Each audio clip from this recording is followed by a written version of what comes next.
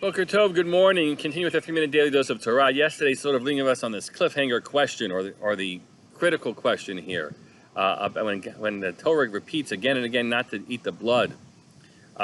In the context of having just said, Basar Taiva, if you just want meat, go for it, right? Without being just sacrificial, but if you're hungry for meat, go for it.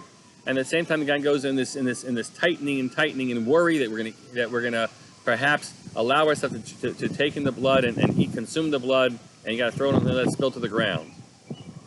So, what is that about? So I think we need to go back to the very beginning, literally to the very beginning, and remind ourselves of a few things.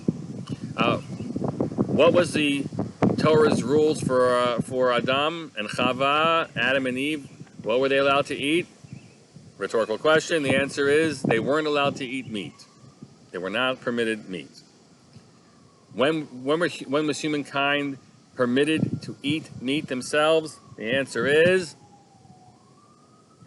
after the flood. After the flood, God says you can eat meat. Well, you can analyze what changed then, right back in Parasha Noah, but that's when God permits it. And the very same time that God says, okay, I'm going to let you eat meat, then God says, but I'm worried. I'm worried that you're going to eat live animals. Aver min achai. It means that you catch an animal in a trap and you just cut off its leg and you put it on the barbecue while the animal is like dying there or something. That's aver min achai. So you may not eat the animal when the life is still part of the animal. Life is still in the animal there, right? So you have this sense, God giveth and holdeth backeth. Purposefully, he does so.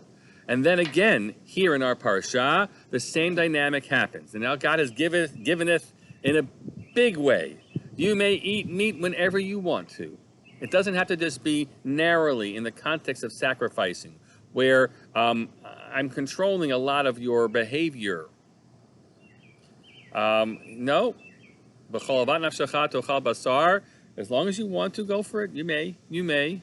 But don't eat that blood, don't eat the blood, don't eat the blood, don't eat the blood.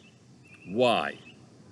Because somehow here is this complicated permission that God gives for humankind to take the life of an animal, which seemingly was not something in a grander scheme that should have been.